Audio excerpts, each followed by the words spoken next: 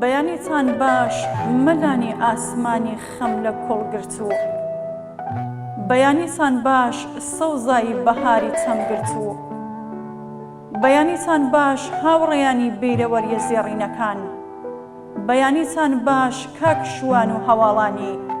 بەیانیتان باش. ئەوڕۆژ بۆ دیداری نوێی یەک بە یەکتان دێین و بە قەتبەرزی ئاویەر و جۆش و خرۆشی جارانی کانی شەفا و بە قەتبار تەخای ئاسمانی پڕ هەوری چنارە و لەشتە سەرسەوزەکانی هەورامان و بە قەت ئازایەتی و جەربەزەی شوان و شۆکێ و چاوانی تەژی لە ئەوینی سووسەن و شەهلا بە قەت ڕەزمەندەیی جەلالەکان و گەرم و گوڕی کۆڕی شەوانەتان تا سەبارتانی. شعر و هەڵبەستمان، بیرەوەری و هەزر و دەروونمان، لاوانی هەمیشە شۆڕەژگێرمان، دامێنی کەلی ئارێز و نەکەرۆزەکەمان، بەرزاییەکانی پڕ لە مقاومەتی نەوەڕە و مەرەبزانەکەمان، ئاڵا سوورە نوێکەمان گەواهی دەدەن، گەواهی ڕێبازی سوور و هەلاسەی لێنەبڕاویتان، گەواهی جامانە و نانەڕەق و داستانە پڕ لە سەرکۆچنەکانتان، گەواهی ڕۆژ و شەوی بێخەویتان، گەواهی ژاراوی بوونی ئاسمان و زەویتان. ئێوە لاپەڕەیەکتان بەخشیە مێژووی خەباتی کۆمونیستی کە دێڕ بە دێڕی شانازی لێ دەتکێ و شە بە وشەی دەست لە منانە لەگەڵ شۆڕشبوونتان. بەڵێ بەڵێ ئەمڕۆ هاتوین تا وەک هەمیشە ئەو بەڵێنانەی لە گەردنی فیداکاریەکانتان هەڵمان واسی و لە دەستی ماندووتان جێمان هێشت لە دڵی هەر کامێکتان نەخشانمان نوێ بکەینەوە و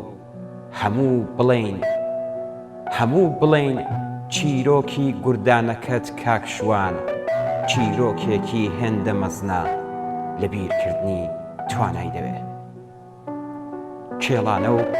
تەوریوەر و بایەچۆ و باوەڕێزەکەت سەلماندیان کە ئاوێنەی پڕ لە تاسەیان بۆ ڕزگاری مرۆڤایەتی هیچ کات ورد و خاش نابێت. 702 هەڵۆ بەهاریەکەت موژدەیان بەخشی، 702 هەڵۆ بەهاریەکەت موژدەیان بەخشی وشکبوونی باڵەکانیان مەحاڵە،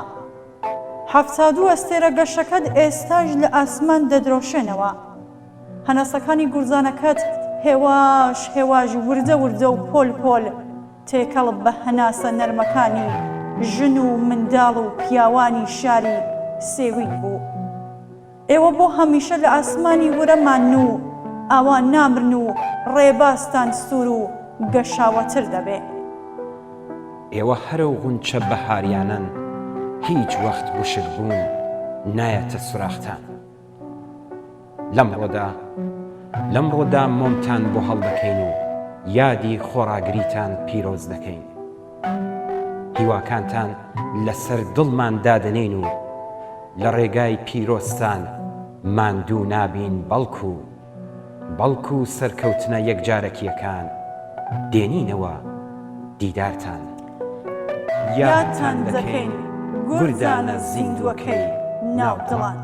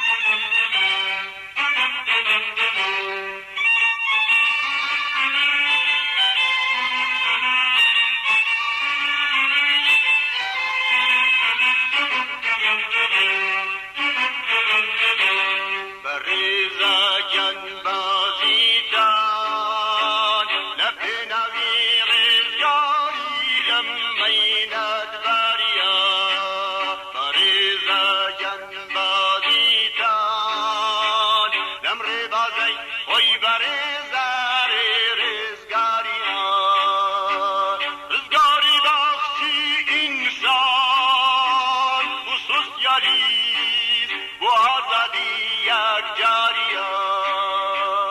خمی ایوا تو ریوخی خمی ایوا توش بودی خمی ایوا دین بوه تو پیشی بردی بری بیانی آزادی دلن همودن کی شادی یاد کن بکن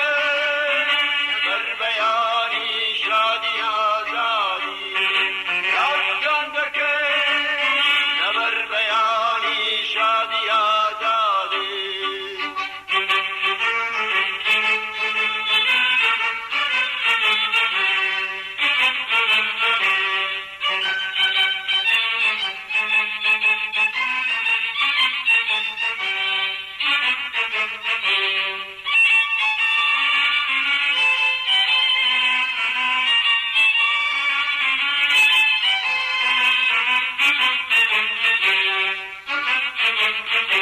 آزسترین کشروان و رو به باکی تانسامی مرگی تک شکار مرگی به باکانتان زبونی سرکرانی اشکر ازران دولت رو باورتان اراده بیتوی می با همونوان خمی ایوا تو ریوخی خمی ایوا توجودی خمی ایوا دینوه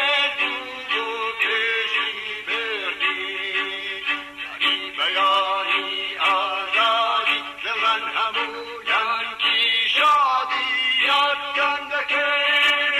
نبر بیانی شادی آزادی یاد کن بکن نبر بیانی شادی آزادی